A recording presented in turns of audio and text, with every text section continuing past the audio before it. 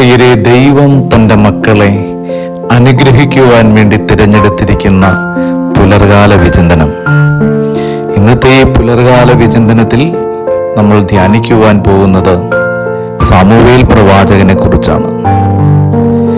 Samuel എന്ന് പറയുന്ന പ്രവാചകന്റെ ജന്മം ദൈവമായ കർത്താവിന്റെ സന്നിധിയിൽ നെഞ്ചുപൊട്ടി കണ്ണുനീരൊഴുക്കി പ്രാർത്ഥിച്ച ഒരമ്മയുടെ പ്രാർത്ഥനയ്ക്ക് കിട്ടിയ ഫലമാണ് ആ കുഞ്ഞ്. അന്ന് ആ പ്രാർത്ഥനയിൽ അമ്മ കൂട്ടിച്ചേർത്തൊരു കാര്യമുണ്ടായിരുന്നു. കർത്താവിന്റെ ഉദരത്തെ അനുഗ്രഹിച്ചാൽ എനിക്കുണ്ടാകുവാൻ പോകുന്ന കുഞ്ഞിനെ ഞാൻ ദേവാലയത്തിൽ സമർപ്പിച്ചു കൊള്ളാം. അങ്ങനെ അവന്റെ കൗമാരപ്രായത്തിൽ ദൈവത്തിന്റെ മുമ്പിൽ അവൾ നേർന്ന നേർച്ചയുടെ പൂർത്തീകരണം എന്ന വണ്ണം കുഞ്ഞിനെ കൊണ്ടുവന്നവൾ ദേവാലയത്തിൽ കാഴ്ചയായി അർപ്പിക്കുകയും ചെയ്തു. സാമുവേൽ എന്ന പ്രവാചകൻ കിടന്നുറങ്ങുന്നത് കർത്താവിന്റെ ആലയത്തിലാണ്. കിടാവിളക്ക് കെട്ടുപോകാതെ അതിനു വേണ്ട എണ്ണയൊഴിക്കുകയായിരുന്നു അവന്റെ ആദ്യ ജോലി. അങ്ങനെ ഒരു ദിവസം കർത്താവിന്റെ ആലയത്തിൽ കിടന്നുറങ്ങുന്ന സാമുവേലിനെ രാത്രിയിൽ ദൈവമായ കർത്താവ് അരികിൽ ചെന്ന് വിളിച്ചു, സാമുവേൽ, സാമുവേൽ എന്ന്. ഹേലി എന്ന പുരോഹിതനാണ് തന്നെ വിളിക്കുന്നതെന്ന് തെറ്റിദ്ധരിച്ച് സാമുവേൽ ചാടി എഴുന്നേറ്റ് ഹേലിയുടെ അരികിൽ പോയി മുട്ടുകുത്തി നിന്ന് ചോദിച്ചു, പിതാവേ, അങ്ങനെ വിളിച്ചോ? ഹേലി പറഞ്ഞു, ഞാൻ നിന്നെ വിളിച്ചില്ല, പോയി കിടന്നുറങ്ങിക്കൊള്ളാൻ പറഞ്ഞു.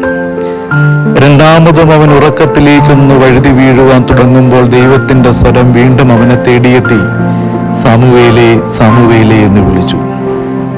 സാമുവേൽ വീണ്ടും എഴുന്നേറ്റ് ഹേലി എന്ന പുരോഹിതന്റെ അരികിൽ ചെന്ന് ചോദിച്ചു, പിതാവേ, അങ്ങനെ വിളിച്ചോ?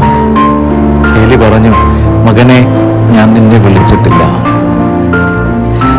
അവൻ പിന്തിരിഞ്ഞു പോകുവാൻ എഴുന്നേറ്റപ്പോൾ ഹേലി എന്ന വൃദ്ധ പുരോഹിതന്റെ കണ്ണു മങ്ങിപ്പോയെങ്കിലും അയാളുടെ ആത്മാവ് ഉണർന്നു. ഹേലി സാമുവേലിനെ തിരികെ വിളിച്ചിട്ട് പറഞ്ഞു, മകനെ, ദേവാലയത്തിൽ ഇറങ്ങുന്ന നിന്നെ ദൈവമല്ലാതെ മറ്റാരാണ് വിളിക്കുക? അതുകൊണ്ട് ഇനി സാമുവേലേ എന്ന് വിളി കേൾക്കുമ്പോൾ നീ മുട്ടുകുത്തി എന്ന് പറയണം, കർത്താവേ, ഇതാ ഞാൻ അങ്ങരുൾ ചെയ്താലുമെന്ന്. അവൻ വീണ്ടും ദേവാലയത്തിലേക്ക് മടങ്ങിപ്പോയി. ഉറക്കത്തിലേക്കൊന്ന് വഴുതി വീഴാനൊരുങ്ങിയപ്പോൾ വീണ്ടും അതേ സ്വരം സാമുവേലേ എന്ന് വിളിച്ചു. അവൻ മുട്ടുകുത്തി നിന്ന് അവിടെ നിന്ന് പ്രാർത്ഥിച്ചു, കർത്താവേ, അങ്ങരുൾ ചെയ്താലും ദാസന് ദാ ശ്രവിക്കുന്നുവെന്ന്. ആ കൗമാരക്കാരന്റെ പിറവി മുതൽ അന്ത്യം വരെ ദൈവം അവന്റെ ജീവിതം കൊണ്ട് എന്താണോ ഈ ഭൂമിയിൽ ചെയ്യുവാൻ ഉദ്ദേശിച്ചിരിക്കുന്നത് അത് കർത്താവ് അവന് പറഞ്ഞുകൊടുത്തു, ഒരു ദൗത്യം ഏൽപ്പിച്ചു കൊടുത്തു. ജനതകളുടെ മേൽ അവനെ പ്രവാചകനാക്കി മാറ്റുകയും ചെയ്തു. സാമുവേൽ എന്ന പ്രവാചകൻ രൂപപ്പെടുകയാണ്. എൻ്റെ പ്രിയപ്പെട്ടവരെ, ഞാനിത് പറയാനായിട്ട് കാരണം, നമ്മുടെ കുഞ്ഞുങ്ങൾ ഈ ഭൂമിയിൽ പിറവിയെടുക്കുമ്പോൾ ആ കുഞ്ഞുങ്ങൾക്ക് നിർബന്ധമായും ഒരു ദൈവ നിയോഗമുണ്ട് ഈ ഭൂമിയിൽ പൂർത്തീകരിക്കുവാൻ. അതതിൻ്റെ സമ്പൂർണതയിൽ പൂർത്തീകരിക്കാതെ ഏതെങ്കിലും ഒരു ആത്മാവ് ഈ ലോകം വിട്ടു പോകുന്നെങ്കിൽ അവൻ ദൈവഹിതപ്രകാരം ഈ ലോകത്ത് ജീവിച്ചവനല്ല. അപ്പോൾ നിന്റെ കരങ്ങളിൽ ദൈവമേൽപ്പിച്ചു തന്നിരിക്കുന്ന പ്രിയപ്പെട്ട കുഞ്ഞുങ്ങളുടെ ജീവിതത്തിന്റെ നിയോഗം എന്താണെന്ന് അവരുടെ ജീവിതത്തിന്റെ ഓരോ വളർച്ചയുടെ നാളുകളിലും അവരെ പറഞ്ഞ് മനസ്സിലാക്കി വളർത്തിയെടുക്കാനുള്ള ഉത്തരവാദിത്വം ഓരോ മാതാപിതാക്കൾക്കുമുണ്ട്. നിന്റെ അരികിൽ കിടന്നുറങ്ങുന്ന കുഞ്ഞിനെ ദൈവത്തിന്റെ നിയോഗം എന്താണെന്ന് കാണിച്ചു കൊടുക്കണം.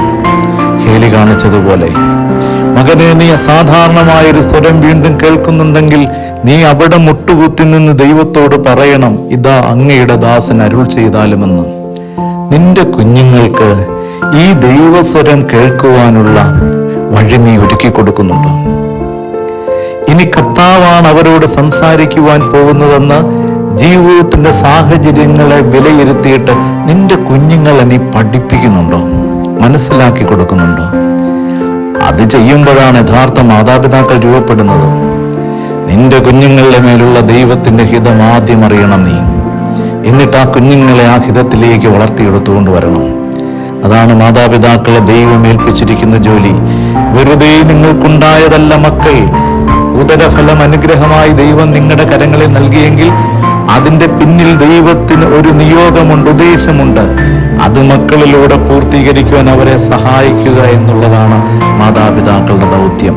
മറന്നു പോകരുത്. നമുക്കൊന്ന് കണ്ണടച്ച് പ്രാർത്ഥിക്കാം. അബാ പിതാവേ, അവിടെ നൽകിയ കുഞ്ഞുങ്ങളെ ഓർത്ത് നന്ദി പറയുന്നു. ആ മക്കളെ ദൈവഹിതം അറിഞ്ഞ് വളർത്തിക്കൊണ്ടുവരുവാൻ ഞങ്ങളെ സഹായിക്കണമേ. അവരുടെ കാതിൽ മുഴങ്ങുന്ന ദൈവത്തിന്റെ സ്വരം തിരിച്ചറിയാൻ അവരെ പഠിപ്പിക്കുകയും ചെയ്യണമേ. ആമേൻ.